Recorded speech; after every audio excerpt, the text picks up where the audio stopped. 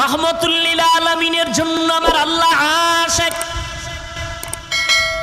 সেই নবী যার কোনো গুনাহ নাই, কিয়ামতের দিন ঈসা নবী মনে মনে ভাববেন কোনো ভুল হয়ে গেল নাকি। আদম নবী মনে মনে ভাবতে থাকবেন আমার ভুল হয়েছে, কি উপায় হবে আমার। আল্লাহ আপনার আমার নবীর ব্যাপারে বলেন ইন্না ফাতাহনা লাকা ফাতহাম মুবিনা লিয়াগফিরা লাকাল্লাহু মা তাকদ্দামা মিন যামবিকা ওয়া মা তাআখার ওয়া ইউতিম্মা নি'মাতাহু আলাইকা ওয়া ইয়াহদিয়াকা সিরাতাম মুস্তাকিমা।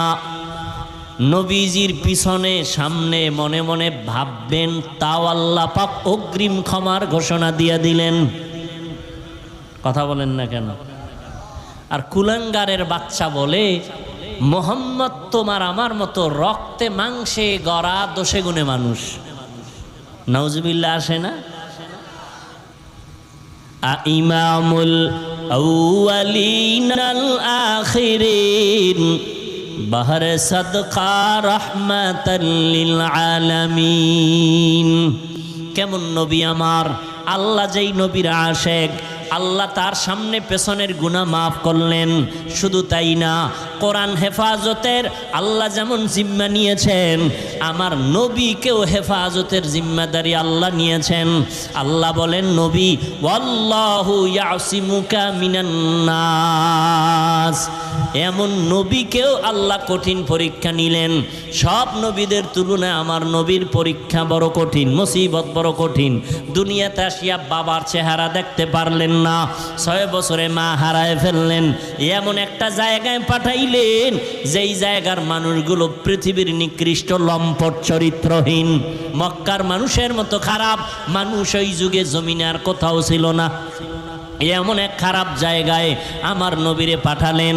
চতুর্দিকে অন্ধকার, কোনো আপনজন নাই। যারা আছে নবীর জানের দুশ্মন। বাবারেও আপন পাইলেন না, মাকেও 6 বছরে হারায় ফেললেন।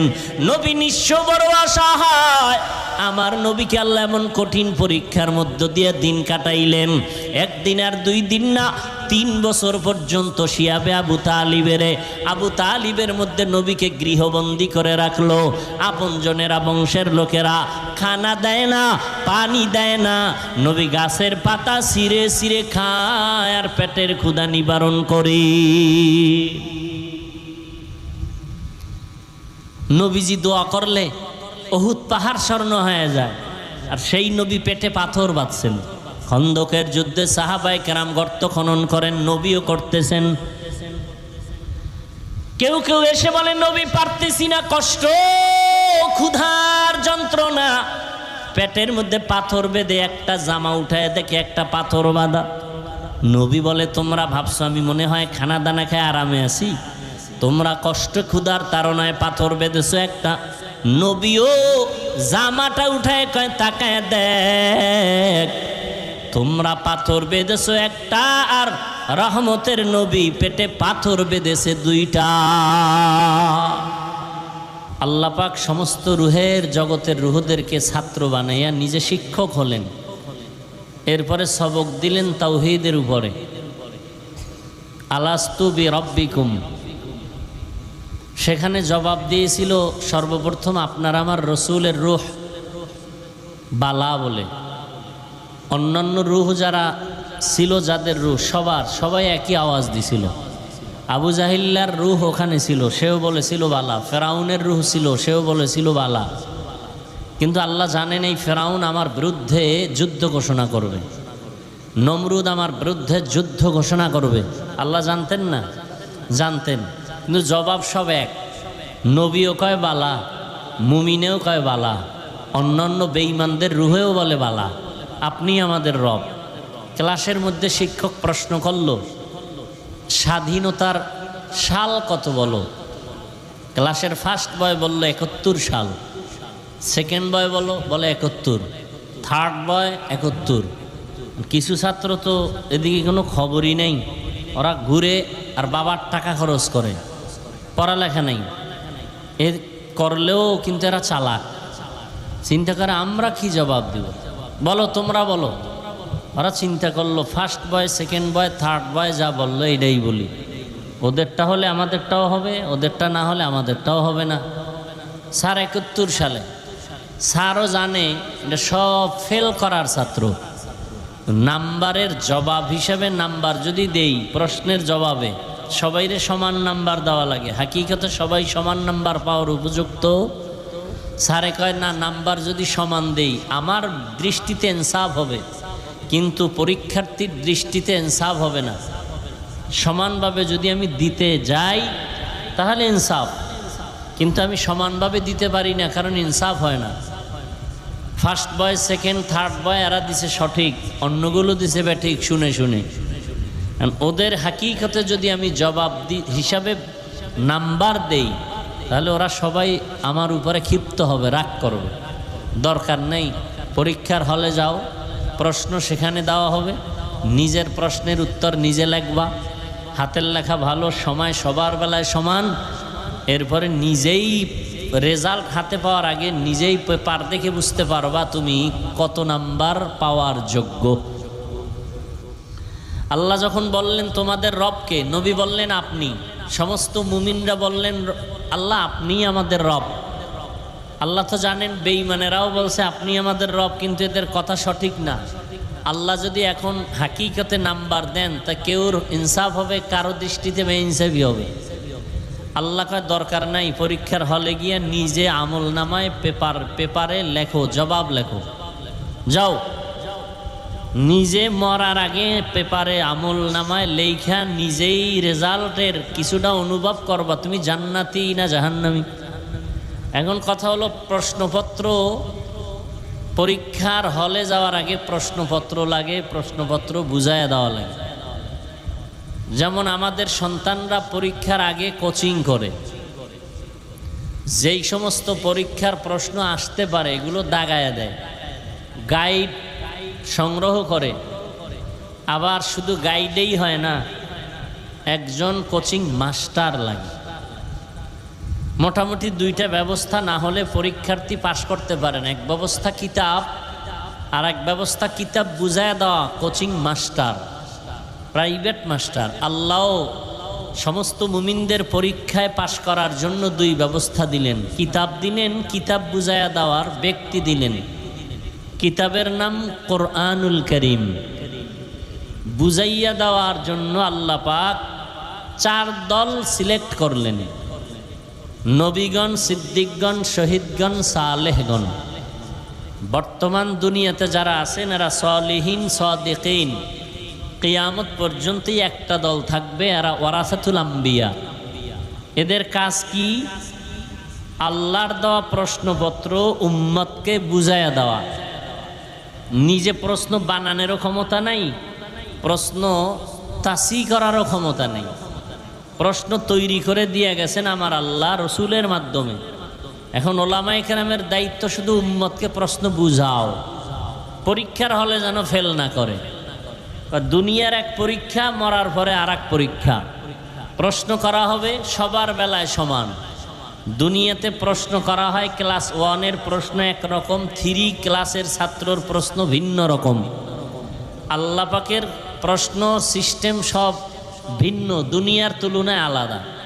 কে ধনী, কে গরিব, কে আলেম, কে মূর্খ, কে টাকাওয়ালা, কে টাকা ছাড়া, কে বিদেশি, কে কালো, কে ধনী, সবার প্রশ্ন এক।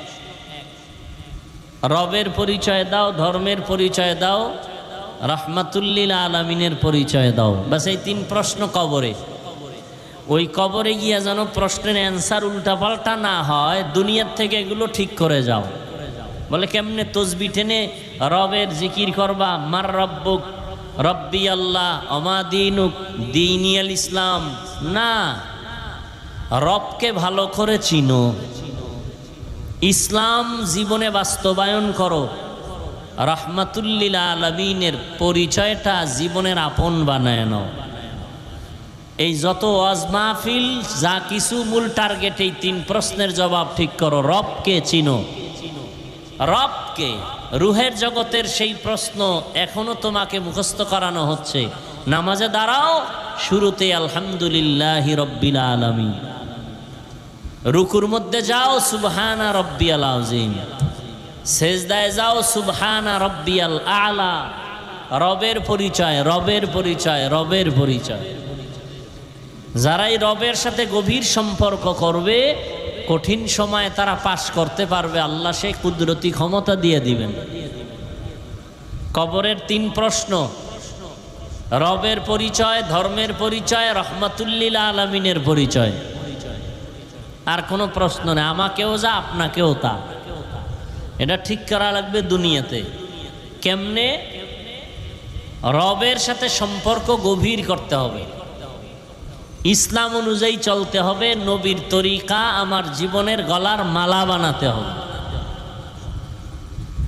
এই জন্য রসুল 1500 বছর আগে বলে গেছেন, 2টো জিনিস রেখে গেলাম, আঁকড়ায় ধরো, কোনোদিন সম্মানও যাবে না, ঈমানও নষ্ট হবে না। এক হলো কোরআন, দ্বিতীয় হলো রসুলের সুন্নাহ। قال النبي صلى الله عليه وآله وسلم تركت فيكم أمرين تضلوا ما تمسكتم بهما كتاب الله وسنة رسوله। নবী চ্যালেঞ্জ দিলেন, 2 জিনিস আঁকড়ায় ধরো। 1 নম্বরে আল্লাহর কোরআন, কিতাবুল্লাহ, আল্লাহর কিতাব কোরআন। দ্বিতীয় হলো রসুলের সুন্নাহ। বলেন 1 নম্বরে কি? জোরে বলেন। কোরআন। দ্বিতীয় কি? বলেন। 1 নম্বরে কোরআন, দ্বিতীয় রসুলের সুন্নাহ। আমরা বলি কোরআন হাদিস, নবী বলছেন সুন্নাত, আপনি হাদিস বলেন কেন? নবী যেটা বলছেন এটাই বলেন। যদি বলেন হাদিস বললে অসুবিধা কি? বহু অসুবিধা আছে। সুন্নত বুঝতে হলে, জানতে হলে, চিনতে হলে ব্যক্তির কাছে যেতে হবে। টুপি পরা সুন্নত, মেসওয়াক করা সুন্নত। কেমনে করবেন? সিস্টেম আছে কিতাবে, আপনি কিতাব ধরলেও বুঝবেন না। বুঝার জন্য প্র্যাকটিক্যাল ব্যক্তির কাছে গিয়া শিখতে হবে। এজন্য নবী বলেন, সল্লু কামা রাআইতুমুনি উসাল্লি, নামাজ আদায় করো যেমনি ভাবে আমাকে নামাজ আদায় করতে দেখো। তো সাহাবায়ে কেরাম নবীর থেকে কোরআন জানলেন, হাদিস জানলেন। সাহাবায়ে কেরামদের মধ্যে বড় মুফতি, বড় মুহাদ্দিস, বড় মুফাসসির ছিল না? সব কিছু থাকার পরেও নবীকে অনুসরণ করছেন দেখে দেখে। আবার সাহাবায়ে কেরামদের থেকে ইলম অর্জন করছেন তাবেঈন, তারাও সাহাবাদেরকে অনুসরণ করছেন। আর নবীও বলে গেছেন, আলাইকুম বিসুন্নতি ওয়া সুন্নাতিল খুলাফাইর রাশিদিন আল মাহদিয়িন, আমার সুন্নতের আঁকড়ায় ধরো, আমার সাহাবায়ে কেরামের সুন্নতের আঁকড়ায় ধরো। নবীর তরিকাও সুন্নত, সাহাবায়ে কেরামের তরিকাকেও নবী বলেছেন সুন্নত। অতএব সাহাবায়ে কেরামকে যারা মানবে না তারা বাতিল, তারা ভণ্ড, তারা জাহান্নামী। তাদেরকে যারা বাতিল বলবে না তারাও বাতিল।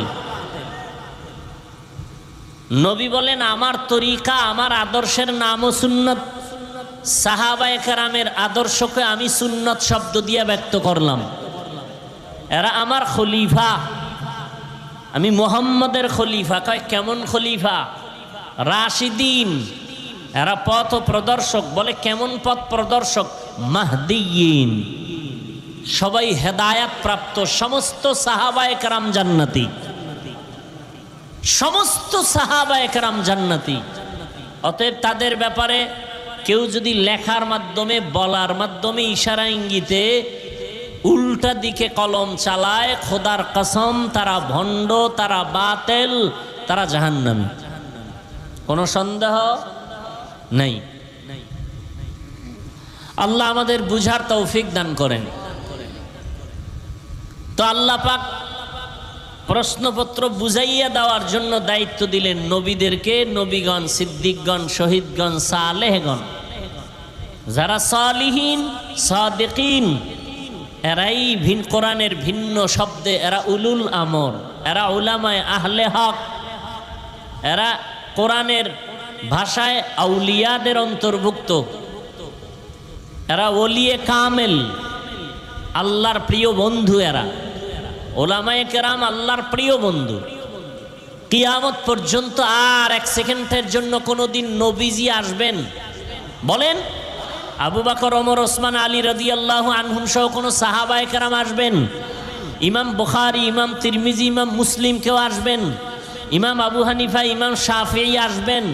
তো কিয়ামত পর্যন্ত দ্বীনের উপরে আপনারা চলবেন না? বলেন, জান্নাত পেতে চান না? তো জান্নাত পেতে হলে জান্নাতের ঠিকানা আছে কোরআন হাদিসে, নাকি? এখন কোরআনের আরবিও বুঝেন না, হাদিসের আরবিও বুঝেন না, এখন আপনার উপায় কি? আপনি জান্নাতেও যেতে চান, জান্নাতের পথ ঠিকানা আছে কোরআন হাদিসে, আপনি আরবি বুঝেনই না, এখন আপনার উপায় কি?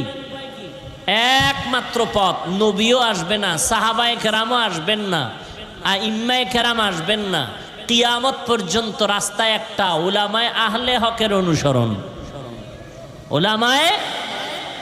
অতএব আমি সারা বাংলাদেশে আল্লাহর জাতের কসম করে বলি, যারা বলে আমরা কোনো ব্যক্তি মানি না, কোনো অলিয়া উলিয়া মানি না, আল্লাহর কসম, আল্লাহর কসম, আল্লাহর কসম, আল্লাহি বিল্লাহি তাল্লাহি, তারা বাতিল। তারা কি? যারা বলে আমরা অলিয়া উলিয়া মানি না, ওরা কোরআন শরীফও মানে না, বুখারী শরীফও মানে না, এরা হক না বাতিল? এদেরকে যারা বাতিল বলবে না তারাও বাতিল। যারা বলে আমরা অলিও মানি না, আউলিয়াও মানি না, কোনো ব্যক্তি মানি না, এরা হক না বাতিল? খুব সাবধান, দুনিয়াতে মানতে গিয়া তিন দল, মানার ক্ষেত্রে কয় দল? এক দল ব্যক্তির গোলাম হয়ে গেছে, কিতাব মানে না, আর এক দল কিতাব মানে, ব্যক্তি মানে না, দোনো দল গোমরাহ। আর যারা বলে আমরা ব্যক্তিকেও মানি, কিতাবও মানি, এরা হক। এরা কি? হক। আল্লাহ, খুব সতর্ক, সাবধান। উলামায়ে আহলে হকের পরামর্শ ছাড়া ইসলামের উপরে চলার কোনো পথ খোলা নাই। এই সমস্ত চালাকরাই রমাজানে তারাবি 20 রাকাত পড়ে না। কি বলে জানেন? আমরা নবীজিরে মানি, ওমরেরে মানি না। আমরা নবীরে মানি, ওমরকে মানি না। নবী বলেন নাজাত পাবে এক দল, জাহান্নামে যাবে 72 দল। ওই দল নাজাত পাবে যারা আমি মুহাম্মদকেও মানে, আমার সাহাবায়ে কেরামকেও মানে। অতএব যারা বলবে আমি মুহাম্মদ মানি, সাহাবায়ে কেরাম মানি না, তারা 72 দল জাহান্নামীদের অন্তর্ভুক্ত। কোনো সন্দেহ? এইরকম বাতিল আমাদের সমাজে আছে না নাই? আল্লাহ হেদায়াত দান করুন। আচ্ছা, আপনি 8 রাকাত তারাবি পড়ছেন, আমি 20 রাকাত পড়ছি। আপনি বুকে হাত বাঁধেন, আমি নাবির নিচে বাঁধি। এটা একটা আমল। কি আমলটা? কার জন্য? বলেন বলেন। আপনি জোরে আমিন বলেন, আমি আস্তে বলি। এই আমলটা কার জন্য? তো আল্লাহর জন্য যদি আমল করেন, বান্দার সাথে ভাব দেখান কেন? ভাব তো আল্লাহর কাছে দেখাইবেন যে আল্লাহ আমার পাওয়ার কত জানো, আমার 8 হয়ে যায়, 20 লাগে না। আল্লাহর সাথে ভাব দেখান, বান্দার সাথে ভাব কেন? যারা 8 রাকাত পরে খুব ভাব না, 8 রাকাত শেষ হইলে মসজিদ থেকে মনে হয় এক তুফান শুরু হয়ে গেছে। ইবাদত করলেন আল্লাহর, বান্দার সাথে ভাব দেখান কেন? কি বিষয়? কি সালাম দেন না, দিলেও নেন না, বিষয় কি? 20 রাকাতওয়ালা আমরা 20 রাকাত পইরা আমরা মাইনাস হয়ে গেছি না? কিয়ামতের দিন ওমরের ইতিহাস জানেন? এই পদ্মার এপারের এক ঘটনা। বাচ্চার নাম রাখছে ওমর। কি নাম? এখন মুফতি সাহেব হুজুরের কাছে গেছে দোয়ার জন্য। হুজুর বলে নাম রাখছো কি? কয় ওমর। কয় দোয়া হবে না, যাও। ওমর পছন্দ করি না। আর আল্লাহ কয় আমি ওমরের এই পরিমাণ পছন্দ করি যে আমি আল্লাহ নবীকে সাজেস্ট দিলাম, পরামর্শ দিলাম, কোরআনে আয়াত নাজিল করে, হে রসুল, ওমর যা বলছে আমি আল্লাহ মেনে নিলাম, আপনি রসুলও মেনে নেন। কিয়ামতের দিন যদি আল্লাহ বলেই ফেলেন ওমর যে 20 রাকাতের সিদ্ধান্ত দিছে জামাতে পড়ার জন্য তারাবি, আমার কাছে ওমরেরটাই ভালো লাগে, 8 রাকাত লাগু, উপায় কি? এরা বলবে আমরা কি জাহান্নামে যাব? আল্লাহ বলবে না, জান্নাতে যাইবা, তবে পিছনে দাঁড়াও, 20 রাকাত লাগো, আগে ঢুকাই লই। এগুলো চালাকি ছাড়া কিছু না। আরে ভাই, ইবাদত করতেছেন আল্লাহর জন্য, ভাব দেখেন কেন? কিসের ভাব? আল্লাহর জন্য ইবাদত করতেছেন। আপনি 8 রাকাত পড়েন, কই আমরা তো আপনাকে কাফের বলি নাই। আপনি 20 রাকাত ওলার দিকে বাঁকা নজরে তাকান কেন? আপনি আস্তে আমিন বলেন, জোরে আমিন বলেন, কই আমরা তো আপনাকে বাঁকা নজরে তাকাই নাই। আপনি কেন আস্তে আমিনওয়ালাদের দিকে বাঁকা নজরে তাকান? ইবাদত করতেছেন আল্লাহর জন্য, সেখানে গরম ভাব আসবে কেন? আর এই গরমের এক নাম কিবির আর এক নাম রিয়া। দোনোটা কবিরা গুনাহ, আমল ধ্বংস। আপনার জীবনে যদি কোনো আমল করে থাকেন, সব আমল বরবাদ। আগুন লাকড়ি যেমন ধ্বংস করে দেয়, কিবির মানুষের আমলকে ধ্বংস করে দেয়। আল্লাহ আমাদের সব ভাইকে হেদায়েত দান করুন। আবার বলবেন গীবত করি না, গীবতের সংজ্ঞাই তো জানেন না। এরপরে যদি সংজ্ঞা মতো বাইজেই পড়ে যে হ্যাঁ গীবত করেই ফেলেছি, তাহলে আপনি গীবত করা হারাম জানেন, আমরা আলেমরা জানি না গীবত করা হারাম? কথা বলেন না কেন? আমরা জানি না? জানার পরেও কেন করি? আমরা উলামায়ে কেরাম যতটুকু জানি এতটুকু আপনারা জানেন। আপনারা জানেন গীবত করা হারাম, আমরা জানি গীবত করা হারামের মধ্য দিয়েও 4 কারণে গীবত করা ওয়াজিব, না করলে গুনাহ হবে। এই খবর আপনাদের নাই। অতএব ওলামাদের ব্যাপারে কলম ধরতে সাবধান, জবান খুলতে সাবধান। আর আমি তো বাংলাদেশে সেদিনও ঢাকায় বলেছি, যারা ফেসবুকে আলেমদের বিরুদ্ধে লেখে ওরা মা বাবার অভিশপ্ত সন্তান। মা বাবার অভিশপ্ত সন্তান ছাড়া আলেমদের বিরুদ্ধে ফেসবুকে কেউ লিখতে পারে না। ওরা মা বাবার অভিশপ্ত সন্তান, ওদের উপরে মা বাবার অভিশাপ। বিশেষ করে ছাত্রদেরকে বলে যায়, তোমাদের কপাল ধ্বংস, মরার আগে বিছানায় পড়ে থাকবি, অপেক্ষায় থাক যদি ক্ষমা না নাও।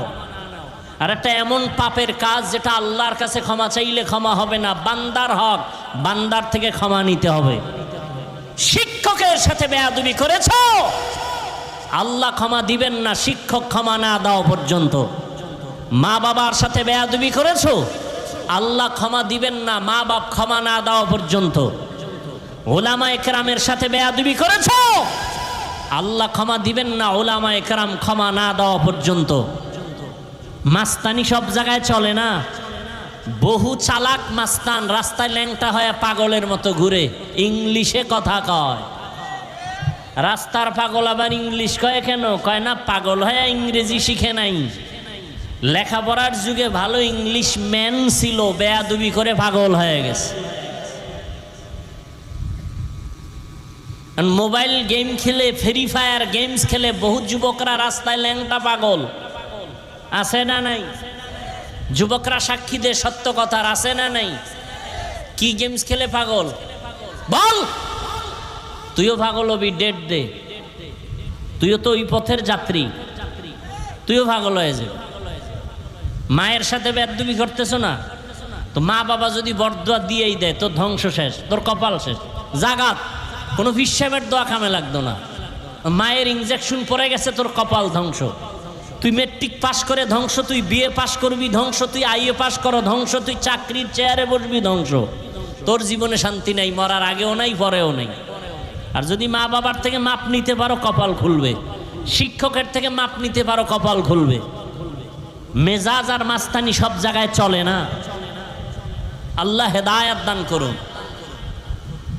দুনিয়াটা পরীক্ষার হল। আল্লাহ 5টা জিনিসের দ্বারা পরীক্ষা নেবেন মুমিনদের। কয় জিনিস?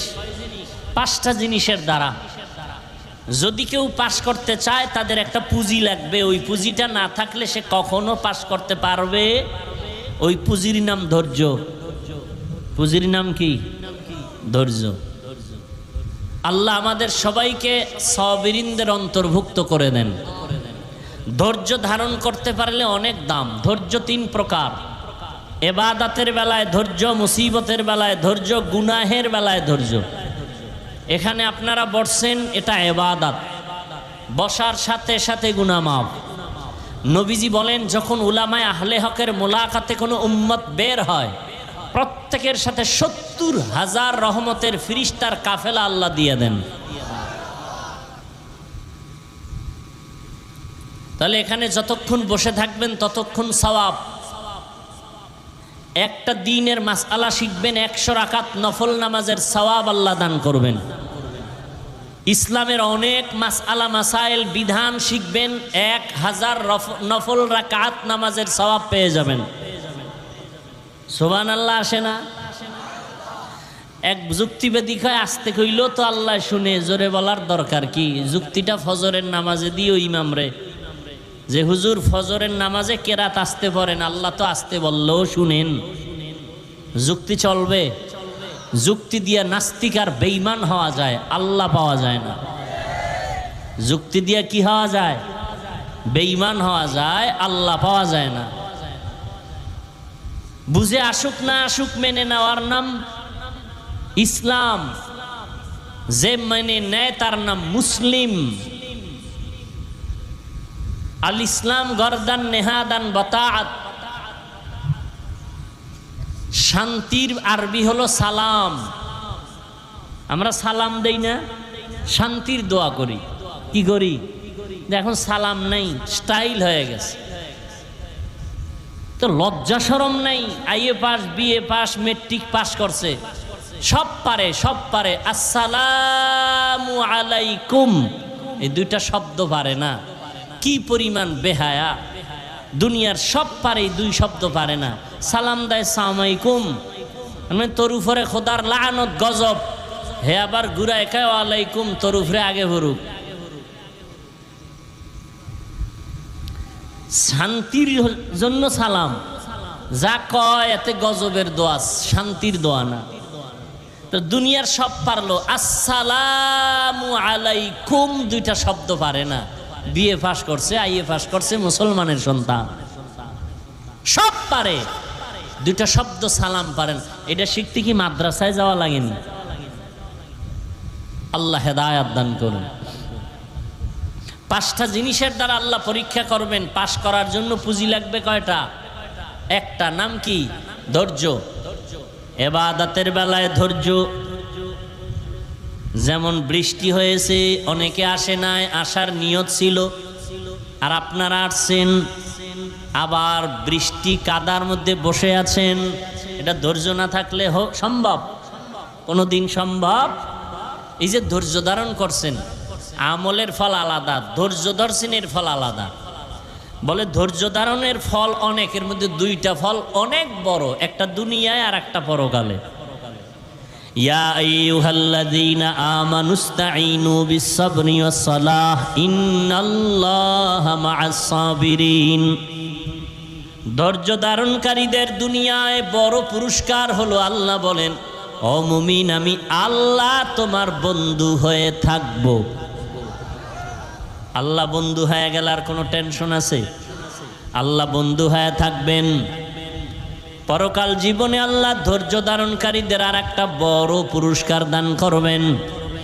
ইন্নামা ইউওয়াফাস সাবিরুনা আজরাহুম, ইন্নামা ইউওয়াফাস সাবিরুনা আজরাহুম বিগাইরি হিসাব। কিয়ামতের দিন ধৈর্য ধারণকারীকে আল্লাহ বলবেন, বিনা হিসাবে জান্নাতে চলে যাও। জান্নাত চাইতো ইনশাআল্লাহ, হিসাব দিয়া না হিসাব ছাড়া? দুনিয়ায় যেই পাওয়ার দেখেন, কিয়ামতের দিনে একটু পাওয়ার টাওয়ার নিয়ে বলবেন না হিসাব ছাড়া কেন? আমার আমল আছে, আমি হিসাব দিয়েই যাবো। আল্লাহর সাথে একটু পাওয়ার দেখাবেন, সম্ভব? হ্যাঁ, হ্যাঁ। ধৈর্য ধারণকারীদের জন্য 2 পুরস্কার, বড় বড়, দুনিয়া একটা, আখেরাতে একটা। ইবাদতের বেলায় ধৈর্য, গুনাহের বেলায় ধৈর্য, মুসিবতের বেলায় ধৈর্য। যে বৃষ্টি হলো এক মুসিবত। বৃষ্টি কি? একটা মুসিবত। মুসিবতে আল্লাহ মুসিবত দিবেন, এটা আল্লাহর ওয়াদা। কাকে দিবেন? নবী বলেন, আল্লাহ যাকে ভালোবাসেন। মাইয়ুরিদিল্লাহু বিহি খাইরান ইউসিব মিন। এজন্য আমাদের মুরব্বী আল্লাহওয়ালারা কখনো মুসিবত আসলে আল্লাহ শিখাই দিছেন ইন্না লিল্লাহ পড়ো। আর আমাদের আল্লাহর ওলি যারা ছিলেন এদের মধ্যে কেউ কেউ মুসিবত আসলে পড়তেন আলহামদুলিল্লাহ। বলে মুসিবতে ইন্না লিল্লাহ বাদ দিয়ে আলহামদুলিল্লাহ কেন? কয় মুসিবত আল্লাহর পক্ষ থেকে আসছে, এক নেয়ামত। আল্লাহ আমার দিকে কুদরতের নজর দিছেন, এটা আমার ভাগ্য, এজন্য শুকর আদায় করলাম। তোমার উপরেই নেয়ামত আসে নাই। স্বামী আর স্ত্রী সংসার করে, তো একদিন স্ত্রী স্বামীকে বলে তুমি আমাকে কেমন মহব্বত করো? বলে সীমাহীন। বলে কেমন? তুমি আমার জীবন, তুমি আমার মরণ, যা চাও তাই দেব। স্ত্রী বলে তুমি যা চাই তাই দিবা? বলে হ্যাঁ। তালাক দাও। জীবন গেল, এটা সম্ভব না। নুজহাতুল মাজালিসে ঘটনা আছে, সবরের বয়ানে। স্ত্রী বলে তুমি ওয়াদা করছো দিবা, দাও। বলে সম্ভব না। তর্ক বিতর্ক, এক পর্যায়ে নবীর দরবারে রওয়ানা সমাধানের জন্য। স্ত্রীও এক দিনদারি মহিলা, বেনামাজি না। রাস্তার মাঝে হঠাৎ স্বামী বেচারা কাদা পানিতে হোঁচট খেয়ে পড়ে গেল, পাওটা ভেঙ্গে গেল। চোখের পানি ছেড়ে কাঁদে, আমাকে ধর, আমাকে বাঁচাও, আল্লাহ আমারে মাফ করে দাও, আমাকে সুস্থ করে দাও। আল্লাহর বান্দি বলে আর নবীর দরবারে যাওয়া লাগবে না, বাড়ি চলো। বাড়ি গিয়া কয় স্বামী আমার, আমি যে তালাক চেয়েছিলাম, আমি আমার কথাটাকে উড্ড করে নিলাম, ফিরায় নিলাম। স্বামী বলে ও বিবি, তালাক কেন চাইলা? আবার চাওয়ার পরে কেন ফিরায় নিয়েছো? আল্লাহর বান্দি বলেন ও স্বামী আমার, রসুলের হাদিস শুনাইছো, আল্লাহ যাকে ভালোবাসেন তাকে মুসিবত দিয়া পরীক্ষা নেন। তোমার ঘর সংসার করলাম এত বছর, কোনো তোমার মধ্যে মুসিবত দেখলাম না। তোমার ভেতরে কোনো শব্দ আসে নাই, কান্না জড়িত কোনো আওয়াজ আসে নাই। ভাবলাম তোমার এই ঘরের মধ্যে রহমত নাই। অতএব যেখানে আল্লাহর রহমত নাই, আমিও সে ঘরে নাই। কিন্তু রাস্তার মাঝে গিয়া যখন পড়ে গেছো, পাও ভেঙে গেছে, কান্না শুরু হয়ে গেছে, আল্লাহর নাম তুমি নিয়েছো, শব্দ বের হয়েছে, মুসিবত তোমাকে গ্রেফতার করেছে। মুসিবত যখন আসছে, আমি ভাবলাম রহমত তোমার ঘরে আসছে। যেখানে রহমত আছে, আমিও সেখানে আছি। আর আমগো মুসিবত আইলে শুধু কি সরকারের গাইল্লায়, একেবারে চৌকিদার থেকে শুরু করে আল্লাহ পর্যন্ত। শেষ সময় আল্লাহর কি চোখ নাই? আল্লাহ কি আমারই দেখে? মুসিবত শুধু আমার উপরে কেন, অন্যের উপরে না কেন? আল্লাহ বলেন মুসিবতের দেখছো কি? আইয়ুব নবীর মুসিবতের কথা স্মরণ করো রে মুমিন। ইসমাইলের জবাই করার মুসিবত, কোরবানির কথা স্মরণ করো হে মুমিন। এমন কোন নবী দুনিয়ার থেকে যান নাই যার উপরে কঠিন থেকে কঠিন কোনো মুসিবত আসে নাই। ইউনুস নবীরে মাছের পেটে নিলেন, কত মুসিবত। জাকারিয়া আলাইহিস সালামকে গলা কাটা হলো, কত কঠিন মুসিবত। আপনার আমার নবী যার কোনো তুলনা নাই। কেমন নবী আমার? মুসা নবী আল্লাহর বন্ধু, ঈসা নবী আল্লাহর বন্ধু, ইব্রাহিম নবী আল্লাহর বন্ধু। আমার আপনার নবী রহমাতুল লিল আলামিন আল্লাহর কথা কন না কেন বন্ধু? ব্যবধানটা কি? বলে সব নবী রাসূল আমার আল্লাহ তাআলার আশিক, আর আমার আল্লাহ নিজে হলেন মুহাম্মদের আশিক। ব্যবধান আসেনি? সমস্ত সাহাবায়ে কেরাম তেমনি ভাবে, সমস্ত সাহাবায়ে কেরাম আমার নবীর আশিক। আবু বকর নবীর আশিক, সমস্ত সাহাবায়ে কেরাম নবীজির আশিক। আর আমার নবী হলেন একমাত্র ওমরে ফারুকের আশিক।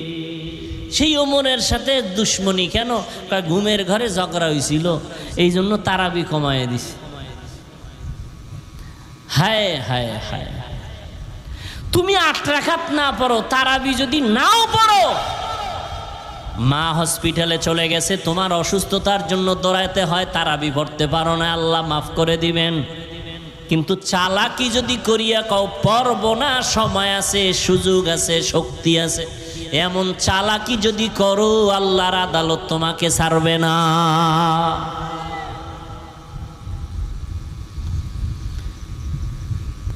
রহমতুল লিল আলামিনের জন্য আমার আল্লাহ আশিক, সেই নবী যার কোনো গুনাহ নাই। কিয়ামতের দিন ঈসা নবী মনে মনে ভাববেন কোনো ভুল হয়ে গেল নাকি। আদম নবী মনে মনে ভাবতে থাকবেন আমার ভুল হয়েছে, কি উপায় হবে আমার। আল্লাহ আপনার আমার নবীর ব্যাপারে বলেন ইন্না ফাতাহনা লাকা ফাতহাম মুবিনা লিয়াগফিরা লাকাল্লাহু মা তাকদ্দামা মিন যামবিকা ওয়া মা তাআখার ওয়া ইউতিম্মা নি'মাতাহু আলাইকা ওয়া ইয়াহদিয়াকা সিরাতাম মুস্তাকিমা। নবীজির পিছনে সামনে মনে মনে ভাববেন, তাও আল্লাহ পাক অগ্রিম ক্ষমার ঘোষণা দিয়ে দিলেন। কথা বলেন না কেন? আর কুলাঙ্গারের বাচ্চা বলে মোহাম্মদ তোমার আমার মতো রক্তে মাংসে গড়া, দোষে গুণে মানুষ। নাউজুবিল্লাহ আসে না? ইমামুল আউয়ালিন আল আখিরিন বাহরে সাদকা রাহমাতাল লিল আলামিন। কেমন নবী আমার!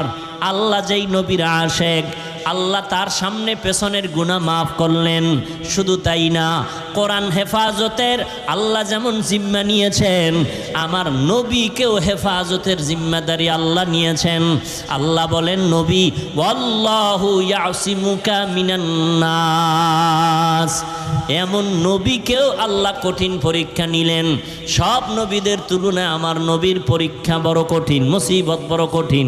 দুনিয়াতে আসিয়া বাবার চেহারা দেখতে পারলেন না, 6 বছরে মা হারায় ফেললেন। এমন একটা জায়গায় পাঠাইলেন যেই জায়গার মানুষগুলো পৃথিবীর নিকৃষ্ট লম্পট চরিত্রহীন। মক্কার মানুষের মতো খারাপ মানুষ ওই যুগে জমিনে আর কোথাও ছিল না।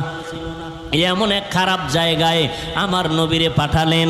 চতুর্দিকে অন্ধকার, কোনো আপনজন নাই, যারা আছে নবীর জানের দুশ্মন। বাবারেও আপন পাইলেন না, মাকেও 6 বছরে হারায় ফেললেন।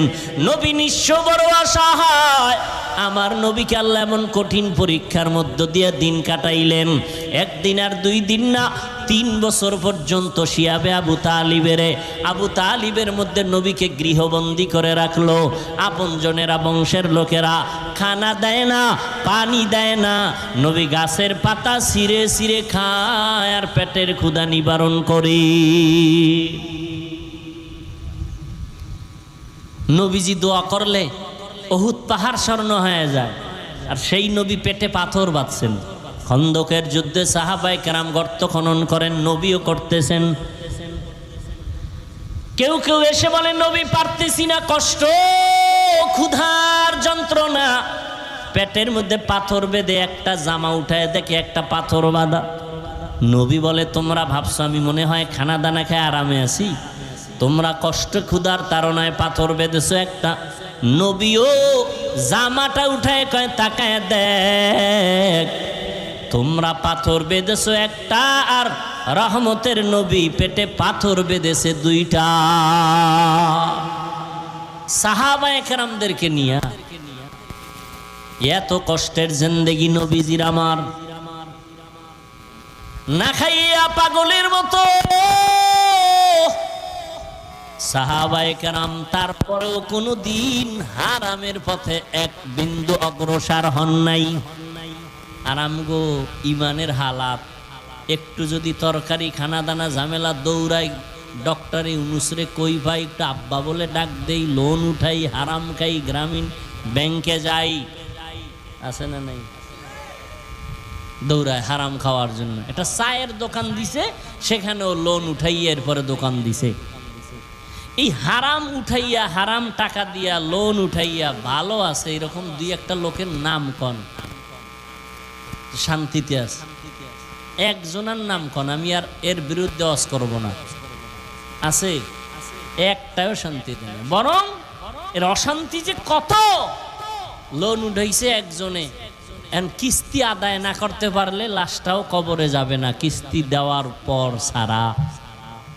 শুধু কি তাই, ওই বেঈমানের বাচ্চাগুলো এত খারাপ, কিস্তি যদি দিতে না পারে ঘরের মধ্যে আক্রমণ করে। এক বেচারা এসে কাঁদতেছে, হুজুর আমার উপযুক্ত মেয়ের গায়ে হাত তুলছে, আমার স্ত্রীকে মারতেছে, কিস্তি দিতে পারে, কাঁদতেছে আমার কাছে। আমি কি খাওয়ারও হারাম, কি করার? তোরা কত বড় খারাপ। কিয়ামত কাছে আসতেছে তো, এগুলো নমুনা। কুত্তা মারলে মানুষ কষ্ট পায়, মানুষ হত্যা করলে কষ্ট পায় না। দেখেন না, আজকেও আসতেছি এক জায়গায় গলায় রশি লাগাই দিছি। মরণডারে কি মনে করে তারা, কি মনে করে? ভাল লাগে না? মায়ের সাথে অভিমান কইরা গলায় ফাঁস দেয়, বন্ধুর সাথে অভিমান কইরা মইরা যায়। ওই যে লাইভে এসে একটা মেয়ে কয়েকদিন আগে, ব্যাস কি দেখতেছি যা কল্পনাও করি নাই। এক ছেলের বাড়ি মেয়ে আইসা কোথার থেকে আইসা হাজির বয়া রয়েছে, যাইব না, বিয়ে করবে। এই সমস্ত এগুলো কি পরিমাণ নির্লজ্জতা আমাদের মুসলমানের ঘরে ঘরে এখন শুরু হয়ে গেছে। এর থেকে নির্লজ্জতা আর কি হতে পারে? আরে সব কিছুর মূলে নাটের গুরু মোবাইল। সব শেষ। হায় হায়, মোবাইলে উপকার করেছে একটা, ক্ষতি করেছে ৯৯টা।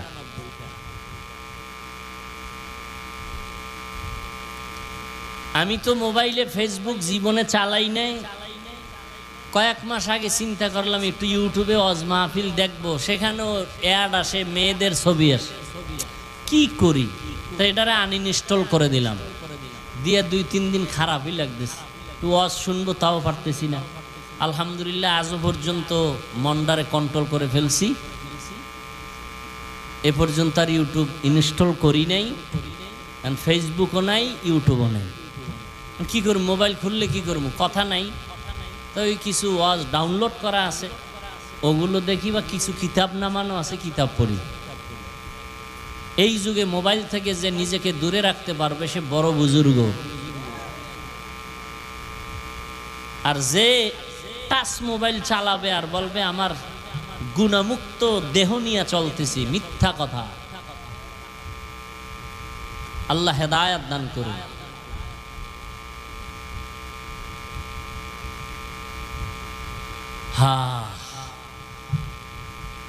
ঘরে ঘরে ঘরে ঘরে কবিরা গুনাহ, সারা রাত কবিরা গুনাহ, প্রকাশ্যে কবিরা গুনাহ, সারাটা রাত। আল্লাহ হেদায়েত দান করুন। এই সন্তানরা মা বাবাকে কি শ্রদ্ধা করবে?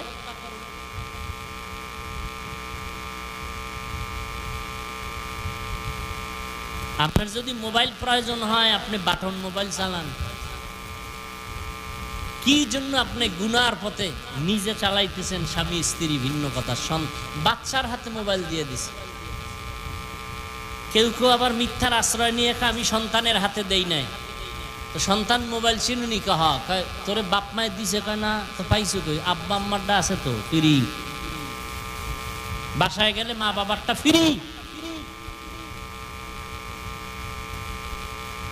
আল্লাহ হেদায়েত দান করুন।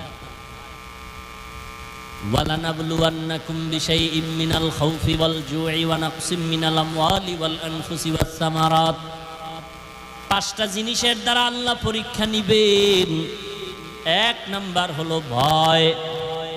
ইমাম শাফিঈ রাহমাতুল্লাহি আলাইহি বলেন, এখানে ভয়ের দ্বারা উদ্দেশ্য হলো আল্লাহর ভয়। দাড়ি রাখলে আল্লাহ খুশি, তুমি দাড়ি যদি না রাখো তোমার আত্মীয় স্বজন খুশি। এখানে তোমার পরীক্ষা, তুমি আত্মীয় স্বজনের ভয়ে দাড়ি কাটবা নাকি জাহান্নামের আযাবের ভয়ে দাড়ি রাখবা, এটাই তোমার ঈমানের পরীক্ষা। পর্দা করলে আল্লাহ খুশি, পর্দা যদি করো তোমার, না করো তোমার আত্মীয় স্বজন শালি দুলাভাই খুশি। এখন শালি দুলাভাইয়ের ভয়ের কারণে কি পর্দা ছেড়ে দিবা, নাকি আল্লাহর আযাবের ভয়ে পর্দা রক্ষা করে চলবে? এটা তোমার ঈমানের পরীক্ষা। আর একটা ভয় হলো বান্দার পক্ষ থেকে ভয়। ইসরায়েলের বেঈমানের বাচ্চাগুলো ফিলিস্তিনের মুসলমানকে ভয় দেখায়, এ জমিন ছেড়ে চলে যাও, না হয় তোমাদেরকে মেরে ফেলা হবে। এই ভয়ে পরীক্ষায় ধৈর্যের সাথে কামিয়াবির দরজা আগায় যাও, কল্লা যাবে, সব যাবে, আল্লাহর ঘর রক্ষা আমার ঈমান দিতে কখনো পারবো না। এজন্য গলা কাটা শহীদ হয়ে যাইতেছে, বাবায় মিষ্টি খাওয়ায়, ফিলিস্তিনের মানুষের হাসে, সাংবাদিকরা কয় মিষ্টি খাওয়ান কেন?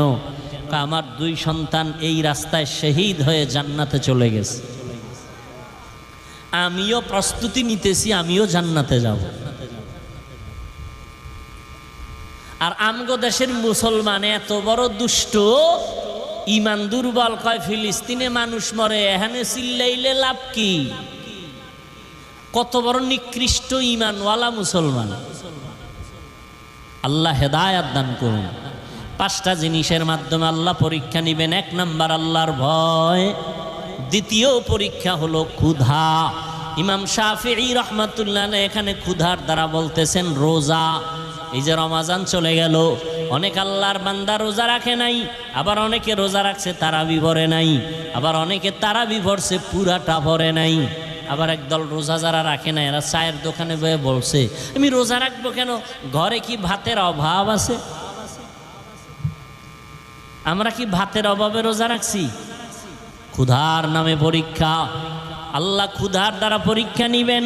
ও বান্দা, মাঝে মাঝে খানা আসবে, আসবে না, তুমি কি হারামের পথে যাও নাকি ধৈর্য ধারণ করো?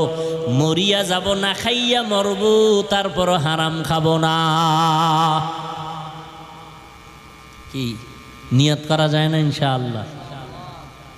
এরপর আমি ঢাকাতে বলি, ও ধনী ভাইরা, আপনি তো জেনে শুনে এই পচা পায়খানা খাবেনই, আপনার উপরে আর আমার কোনো বয়ান নেই, আপনি খাইয়া মরেন।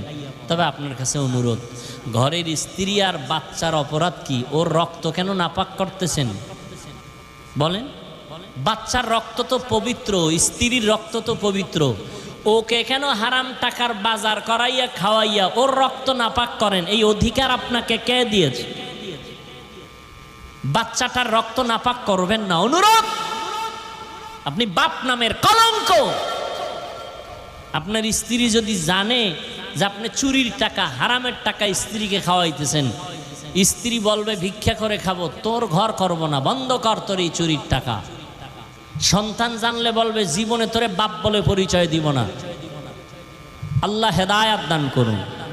2 নম্বরে ক্ষুধার মাধ্যমে পরীক্ষা। 3 নম্বর মালের কোরবানি। মালের কোরবানি মানে যাকাত।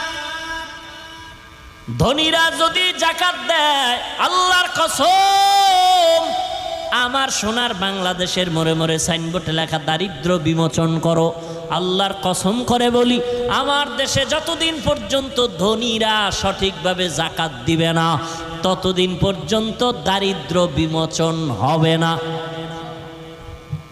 আর যদি সঠিকভাবে দেয়, দারিদ্র আর থাকবে না। যাক, এ নিয়ে বহুত বয়ান রমাজানে করেছি। জাকাত, এখানে বহু মাস্তানি করে জাকাত লইয়া। জাকাত দিবা যারে, সে যেন বুঝে না জাকাত দিছো, গোপনে দাও, গিয়া দাও, আর এখানে মাইক লাগায়, ফিডাফিডি হয়, কেউ মইরাও যায়, ঘন্টাকে ঘন্টা দেরি করে। আর দেয় কি? পৃথিবীর নিম্ন শ্রেণীর 3rd ক্লাসের কাপড় কোম্পানি মরার আগে আর এই কাপড় বানাবে না। লেখেই দিছে জাকাতের কাপড় পাওয়া যায়। কেন লেখার দরকার কি? যে কোনো কাপড় তো কিনতে পারে, কম দামের কাপড় আছে, বেশি দামের, লিখতে হবে কেন? এখানে জাকাতের কাপড় পাওয়া যায়, কেন লিখতে হবে? কেন এই ধোঁকা? জাতির সামনেই ধোঁকা কেন?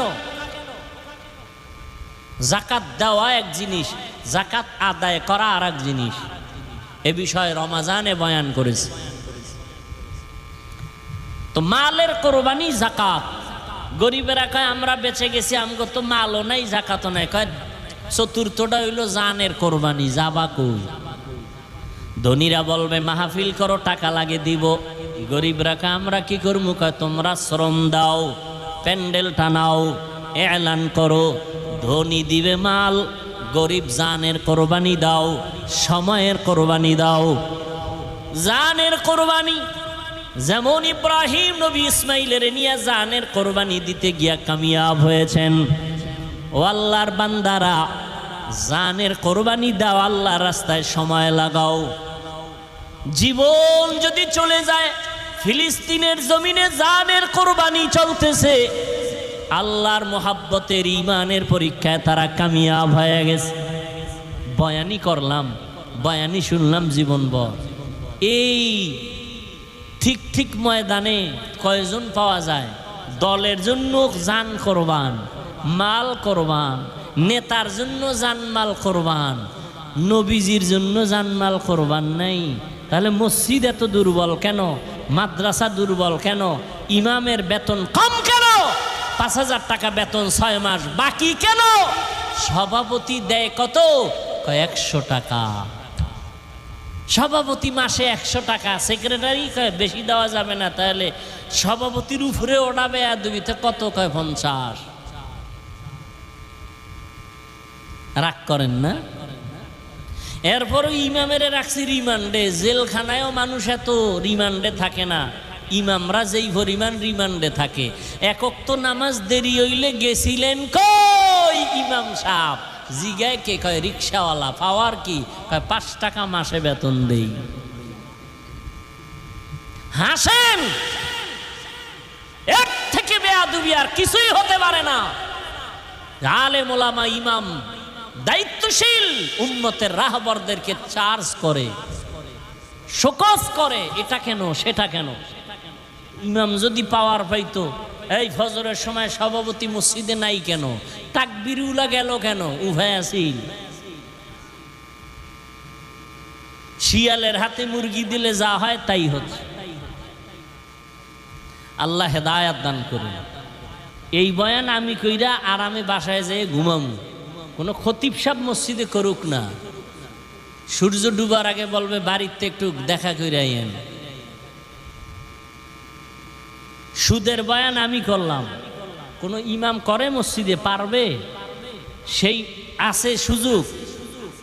সুদখোর ঘুষখোরের মোনাজাত কবুল হবে না, নামাজ কবুল হবে না, তেলাওয়াত কবুল হবে না, জিকির কবুল হবে না। আর আমরা মাথায় নিয়ে নাচতেছি, না খাইয়া মরে যাব। জানের কোরবানি, মালের কোরবানি, পঞ্চম পরীক্ষা ফলের কোরবানি, ফলের ঘাটতি। আস-সামারাত, ইমাম শাফিঈ রাহমাতুল্লাহ আলাইহি বলেন, এখানে ফল দ্বারা উদ্দেশ্য হলো প্রত্যেক মা বাবার সন্তান। কারণ কোরআন শরীফে প্রত্যেক মাকে আল্লাহ বলেছেন ফসল উৎপাদনের ক্ষেত, আর ওই ক্ষেতের ফসল হলো সন্তান। ইন্নামা আমওয়ালুকুম ওয়া আওলাদুকুম ফিতনাহ। সম্পদ ও সন্তান হলো জমিনের পরীক্ষার বস্তু। ইয়া আইয়ুহাল্লাযীনা আমানু লা তুলহিকুম আমওয়ালুকুম ওয়া আওলাদুকুম আন যিকরিল্লাহ। ও দুনিয়ার মুমিন সন্তান আর সম্পদ থেকে সতর্ক। আল্লাহর শরণাপন্ন, আল্লাহর জিকির থেকে যেন তোমাদেরকে দূরে সরায় না নেয়। সন্তান আল্লাহ দিয়েছেন, আবার আল্লাহ নিয়ে যাবেন, এটা আল্লাহর কঠিন এক পরীক্ষা। আল্লাহ সন্তান দিয়ে পরীক্ষায় ফেলাবেন। তুমি সন্তানের মায়ায় কি আল্লাহকে ভুলে যাও? ইব্রাহিম নবীরে আল্লাহ সন্তান দিয়া কঠিন পরীক্ষা নিয়েছেন। পাশ করবে তারা, অবাশিরি সাবিরিন, যারা ধৈর্য ধারণ করবে তারা কামিয়াব হয়ে যাবে। ও এলাকার মুসলমান, ও যুবক, ও পর্দার আড়ালের আম্মা জানেরা, ধৈর্যের পরীক্ষায় ইব্রাহিম নবী পাশ। ইব্রাহিম নবী একা পাশ করতে পারেন নাই, সহযোগিতায় ছিলেন মা হাজেরা আলাইহিস সালাম। তিনি যদি সহযোগিতা না করতেন কামিয়াব হওয়া কঠিন ছিল। আবার সন্তান ইসমাইল, আল্লাহ তাকে এত ধৈর্য ধারণ করার মাদ্দা দিয়ে দিলেন। বাবায় যখন বলছে সন্তান তোমাকে জবাই করতেছি, স্বপ্ন দেখলাম, সন্তান বলে ইয়া আবাতিফ আলমা তুমার সাতাজিদুনি ইনশাআল্লাহু মিনাস সাবিরিন। আব্বা জান, আপনি যা দেখছেন তাড়াতাড়ি তা কায়েম করেন, বাস্তবায়ন করেন, আমাকে ধৈর্য ধারণকারীদের মধ্যেই পেয়ে যাবেন। দোয়া করি আল্লাহ আমার এই অঞ্চলের প্রত্যেকটা মাকে হাজেরা আলাইহিস সালামের আদর্শওয়ালা বানায় দেন। প্রত্যেকটা পুরুষ মুরব্বী যারা ইব্রাহিম নবীর আদর্শওয়ালা বানায় দেন। আমার কলিজার প্রত্যেকটা যুবকের আল্লাহ পাক ইসমাইল নবীর আদর্শওয়ালা বানায় দেন। আয়োজন বৃষ্টির মধ্যে আপনারা অনেক কষ্ট করেছেন, দোয়া করি দোয়া চাই একটা মাদ্রাসাকে উপলক্ষ করে আল্লাহ মাদ্রাসা কবুল করেন, মাদ্রাসার যা প্রয়োজন গাইবি খাজানার থেকে ব্যবস্থা করে দেন। আল্লাহ পাক যারা হাফেজে কোরআন হলো আল্লাহ এদেরকেও কামিয়াবির সাথে কবুল করেন। দোয়া করি যে কথাবার্তা বললাম ভুল ত্রুটির জন্য ক্ষমা চাই। মুস্তফা কামাল ভাই যে আয়োজন করেছেন আল্লাহ তাকেও হিম্মত শক্তি আরও বাড়ায় দেন। আমাদের সবাইকে এই 5টা পরীক্ষার যে কোনো একটা আল্লাহ যদি করেন সবরের সাথে কামিয়াব হওয়ার তৌফিক দান করেন। আলহামদুলিল্লাহি রাব্বিল আলামিন والصلاة والسلام على سيد الأنبياء والمرسلين وعلى آله وأصحابه أجمعين يا أرحم الراحمين يا أرحم الراحمين يا أرحم الراحمين رب ارحمهما كما ربياني صغيرا اللهم إنك عفو كريم تحب العفو فاعف عنا اللهم إنا نسألك رضاك والجنة ونعوذ بك من سخطك والنار اللهم إنا نعوذ بك من البرص والجنون والجذام وسيء الأسقام ربنا ظلمنا أنفسنا وإن لم تغفر لنا وترحمنا لنكونن من الخاسرين ربنا وآتنا ما وعدتنا على رسلك ولا تخزنا يوم القيامة إنك لا تخلف الميعاد দয়ার মালিক প্রতিকূল পরিবেশ বৃষ্টির মধ্যে আপনার গোলামদের নিয়ে হাত তুললাম। ওলামায়ে কেরাম মুরব্বী হাজী সাহেব ব্যবসায়ী চাকরিজীবী যুবক বৃদ্ধ পর্দার আড়ালের মা বোন মেহেরবানি করে সবাইকে কবুল করে নেন, জীবনের সমস্ত গুনাহগুলো মাফ করে দেন। এই মাহফিল নাজাতের জরিয়া বানায় দেন, মাদ্রাসা কবুল করে নেন, ওস্তাদ ছাত্র যারা কবুল করে নেন, এলাকাবাসীকে কবুল করে নেন, সুন্নাতওয়ালা জিন্দেগি দান করেন, সারা দুনিয়াবাসীকে মাফ করে দেন। আয় আল্লাহ ফিলিস্তিনের মুসলমানদের উপর রহমতের চাদর বিছায়া দেন। ইসরায়েলের জালেম সহ সমস্ত জালেমদের থেকে হেফাজত করেন। প্রবাসে যারা আছে সবাইকে হেফাজত করেন। বাংলাদেশ শান্তির দেশ বানায় দেন। প্রশাসনিকভাবে যারা কাজ করে জনপ্রতিনিধির দায়িত্বে যারা দিনদার বানায় দেন। আয় আল্লাহ উলামায়ে কেরামের এখন এক বানায় দেন, বিজয় দান করেন। আল্লাহ বাতিলের মোকাবেলায় বিজয় দান করেন, ঈমান আমলের শক্তি বাড়ায় দেন, মা বোনদের আবেদা পর্দানিশী বানায় দেন, সন্তানগুলো নেককার বানায় দেন, মাদ্রাসা মসজিদগুলো কবুল করে নেন, অন্যান্য শিক্ষা প্রতিষ্ঠান নবীর আদর্শে কবুল করে নেন। আমার কলিজার প্রত্যেকটা যুবকের দিনের খাদেম বানায় দেন, মোবাইলের গুনাহের থেকে হেফাজত করেন। আয় আল্লাহ মোবাইলের গুনাহের থেকে হেফাজত করেন, গুনাহের প্রতি ঘৃণা জমায় দেন, নেক আমলের আগ্রহ বাড়ায় দেন, ইলম হিকমত দান করেন, রিয়া হাসাদ কিবির দূর করে ইখলাস দান করেন, আদবালা বিনয়ী জিন্দেগি দান করেন।